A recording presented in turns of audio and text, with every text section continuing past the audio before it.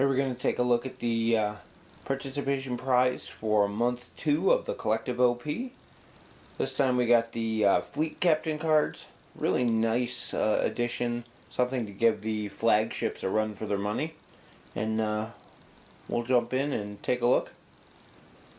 First thing we have is our fleet captain reference card. There are 5 points. Just like with the flagship cards, there's 4 fleet captain cards, one for each of the major factions, and 4 independent ones on the back. Each one have different abilities. They're oversized, just like the flagship cards, to be placed behind the captains that they are attached to. And it explains the bonuses that they give. The back side here explains storyline resources and how they're limited to 1 per fleet. So our first fleet captain card is for the Federation here. You can see we get a +2 to our captain skill.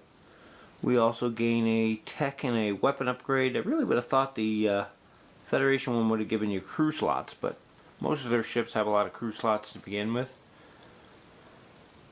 This one says, after you move, you may target a friendly Federation ship within range 1 to 3 of your own ship. The target ship immediately removes 1 disabled token from one of its disabled upgrades as a free action. This is a great card to be used in conjunction with something like a torpedo boat. You can basically re-upgrade the torpedoes every turn, so the next turn you can spend your action getting a lock and not have to worry about re-arming the torpedoes. Definitely has its uses. You get that extra tech and weapon upgrade to work with it as well. Our independent side of the Federation, you see we only get a +1 to our captain skill this time, and we gain a free elite talent. This one allows us to, after we move, you could target a friendly ship within range 1 to 2 of your ship, and the target ship immediately performs an additional white 1 maneuver. Forward bank or turn. Has been stated that that has to be a maneuver that is on your dial, so keep that in mind. But extra movement lets you jockey into position where you want to go, especially if you have all the different options for one. Gives you a lot of variety to pick from. Next up we have our Klingon fleet captain. The +2 to the captain skill. This time you're gaining an elite talent and a tech upgrade. And we gain the ability, after you move, you may target 1 friendly Klingon ship within range 1 to 2 of your own. The target ship can immediately perform an action on one of its non-disabled crew upgrades as a free action. So you use things like boarding parties and a couple other good Klingon crewmen as free actions. So definitely a nice addition there. The flip side of our Klingon fleet captain here is another independent one. We have our +1 to our captain skill. This one gives you 3 upgrades, 2 crewmen and an elite talent.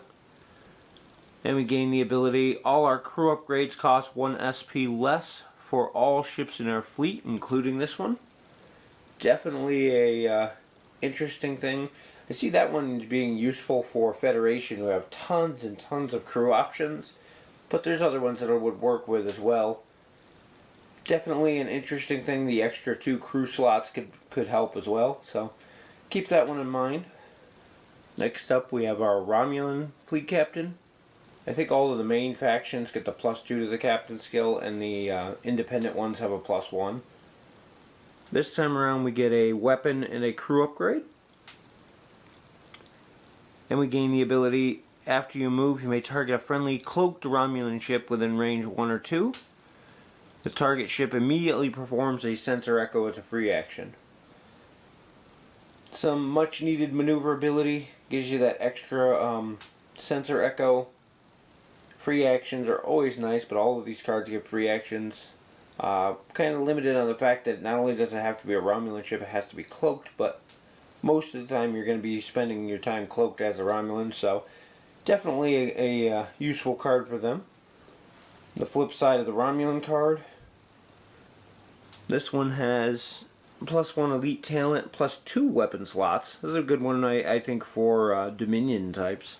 All your weapon upgrades cost 1 SP less for all ships in your fleet. Again, definitely good for Dominion, especially if you're going to be running Breen heavy. The Breen ships with their multiple weapon slots for energy dissipators and whatnot will work good with this because they're all going to cost you less. The Jem'Hadar battleship, if you're using things like barrage of torpedoes or whatever the heck the name of that card was. Another one that's going to do well because of the reduced cost of the weapons. Not sure if I'd take this over the actual Dominion one in those cases, but definitely several uses for this card. Different fleets it could help. And we have the Dominion version of the Fleet Captain. This one gives us an elite talent and a crew slot. And the ability, after you move, you may target one friendly Dominion ship within range 1 to 2 of your own. Target ship immediately performs an action on one of its non-disabled tech upgrades as a free action. Definitely has some synergy there with a lot of the Dominion ships have some interesting tech upgrades.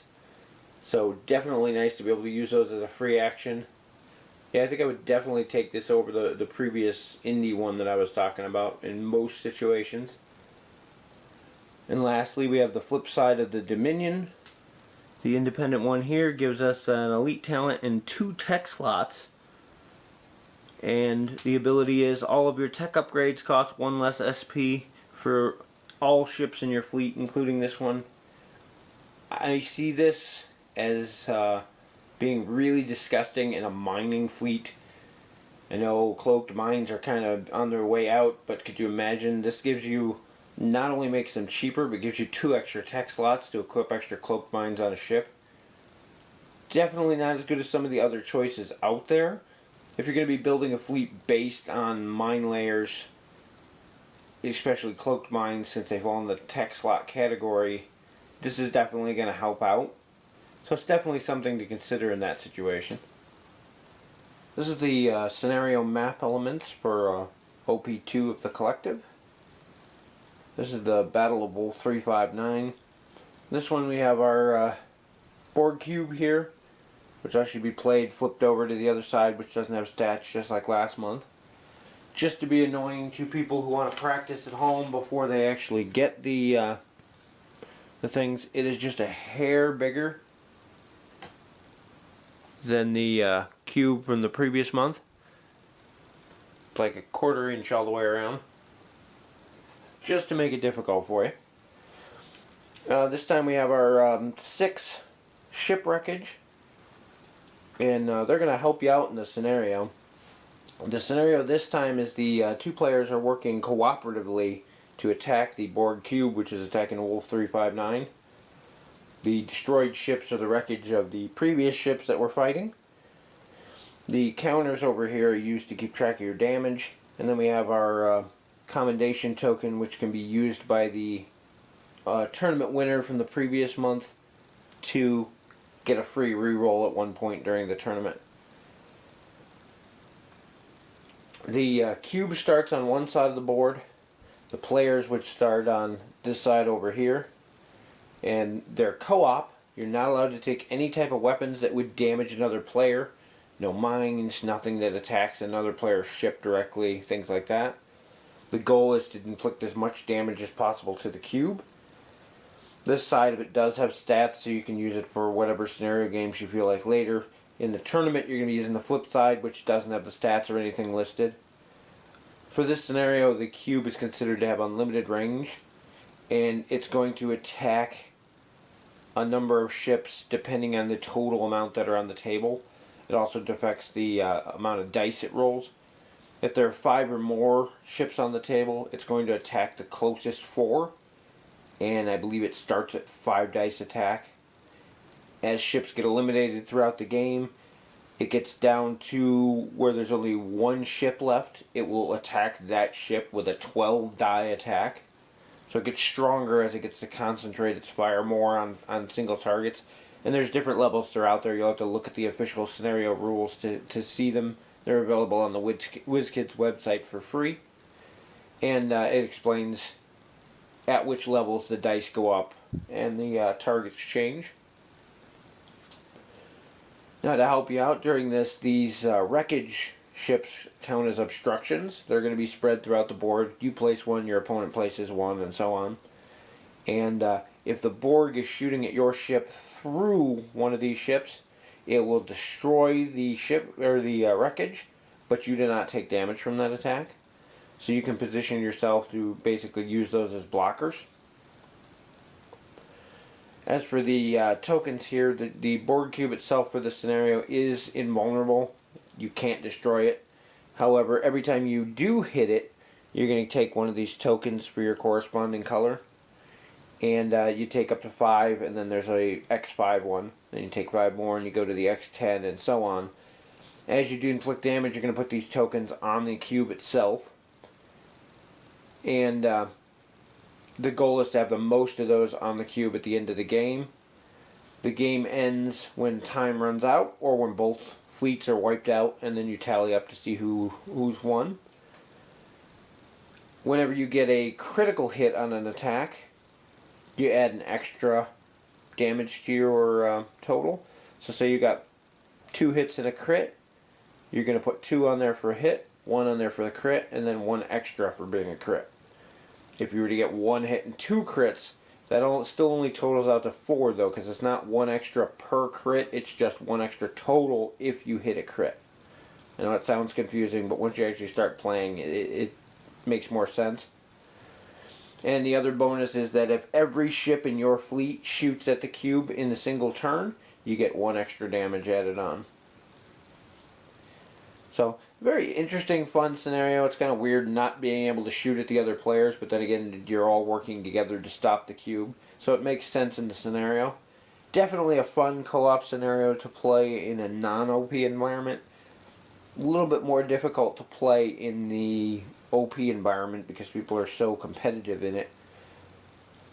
One thing, there is a special rules for this one that combines things that prevent attacks. And regardless of what they do, like the energy dissipator is a big one that stops a ship from attacking that turn.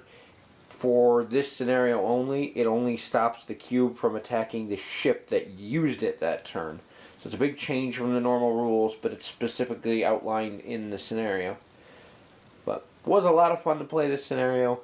Definitely fun to just beat on a Borg cube with little to no hope of winning, because as far as the scenario goes, you can't destroy it. But you do have to play this one with a time limit, otherwise it's never going to end unless you want to play until annihilation, until the cube blows up all your ships. You're more than welcome to do it that way, but definitely a fun scenario. The OP prize ship for this month's event is the Raven. Didn't get my hands on one, but as soon as I do, I'll be doing a video for that. This one was actually from an episode of Voyager. It's about the origins of where 7 of 9 came from. It's kind of a cool science vessel that was doing research on the Borg, so should have some cool upgrades and stuff with that, so can't wait to take a look at it. Anyway, that's it for this month, and I should be posting up the month 3 video here soon, and I'll see you then.